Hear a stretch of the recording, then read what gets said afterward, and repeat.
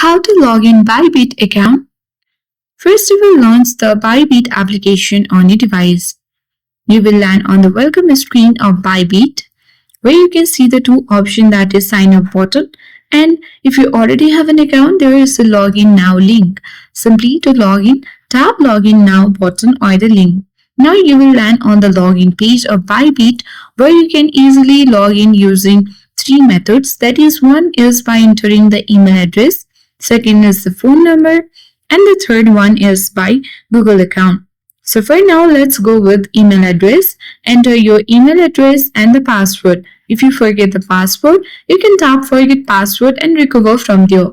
Once you enter all the informations and the credential, tap the login now button and then you will be logged into your Bybit account. So that's all for today. Hope this video helped you.